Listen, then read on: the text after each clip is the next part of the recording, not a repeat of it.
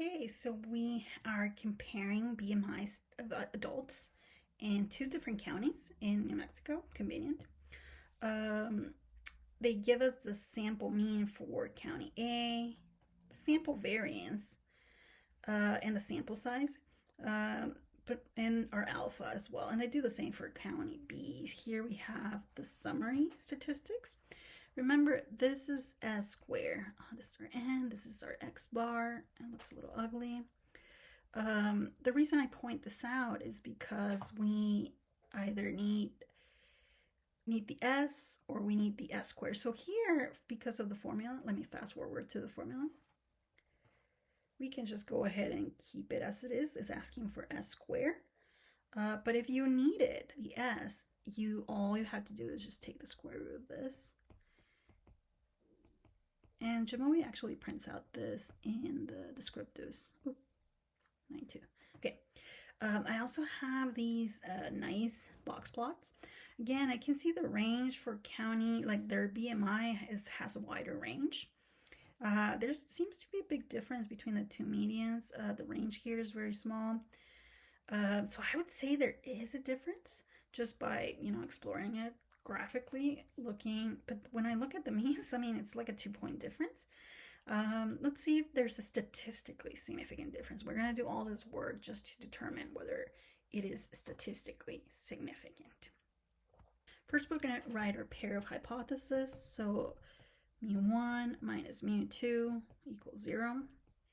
The alternative is going to be mu1 minus mu2. They don't really give us a direction. We just want to see if there's difference. So it's also going to be two-tailed.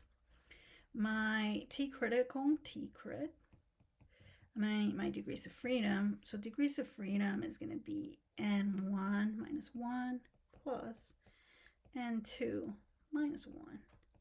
So degrees of freedom, 8 minus 1, 7, 10 minus 1, so 9. That is conveniently 16. I need to know my alpha, which I believe was 0.05. And it's a two-tailed test. I know it's two-tailed from this symbol here, this symbol. The difference tells me that I need to do a two-tailed test. So we're going to go to the t-table. Okay, so I'm in the t-table. I need to do two-tail. It needs to be alpha 0.05. 16 degrees of freedom. So here it is. My t critical is going to be 2.120. So my t critical is plus minus 2.120. Remember, this piece of the equation is the same as 0, and we know that from the pair of hypotheses, it equals 0. So we can just go ahead and plug the numbers now. 24.6 minus 26.1. Let me put parentheses, minus 0. Giant square root. Very ugly also. 40.58 divided by 8 plus 9.42 divided by 10. Okay, so I'm going to do the subtraction. That's going to be negative 1.50. So this would be close parentheses minus 0. Let's do this piece and then this piece. So giant square root 5.07 plus 0.94. I'm going to continue over here. So negative 1.50. I'm going to add those two. 6.01, negative 1.50. This is going to be 2.45. Negative 0.61. There you go. Let's make the decision based on our t critical and t obtained. So remember, it's a two-tailed test. So t crit is 2.12. On this side is going to be negative 2.12. Let me put T crit here. My T obtain is very close to the mean.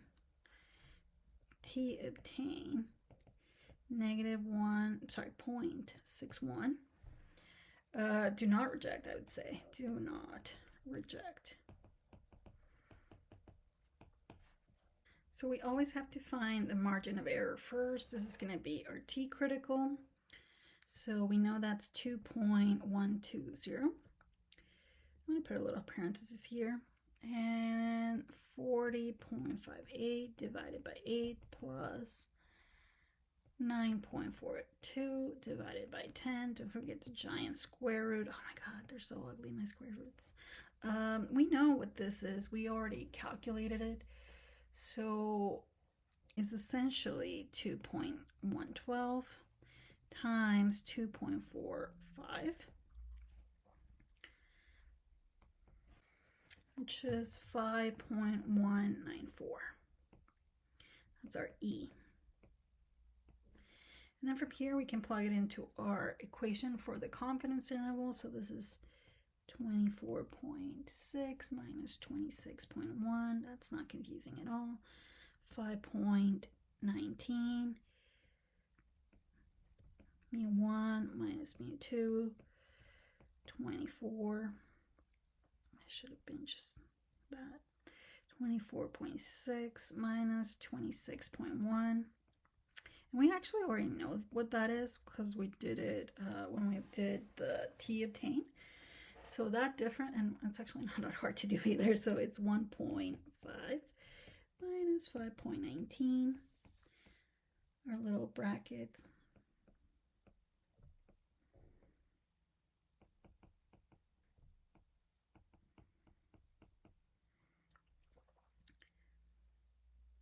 So on this side is negative 6.7. Oops, that should have been minus. And on this side is going to be 3.7. From here, we can go into the computer output. So here we know we're doing independent samples. This is our T obtain, what we just calculated, degrees of freedom, p-value. We also have the confidence interval, and there's a little bit of rounding. I noticed it a lot in this. Actually, we got like 61 here. There's a little bit of rounding with the independent samples one. It's okay. The solution to the problem doesn't really change. And it usually has to do with just how many how many decimals the software is using. But from here, we can compare p-value to our alpha, 0.05. Notice how this one needs to be 95 as well. That's a huge p-value. So we do not reject, which is the same that we decided when we look at the critical value. So from here, we just do our little conclusion. We conducted independent samples t-test. We had an alpha 0.05. What we were comparing, in this case, we were comparing the BMIs for two different counties, so the samples were independent. There was no statistically significant evidence, and there was no statistically significant evidence because we did not reject the null hypothesis. So we stated that. We give the information, descriptive information for the two samples, and then the little APA style notation with our degrees of freedom, our T obtain, our p-value, and our confidence interval.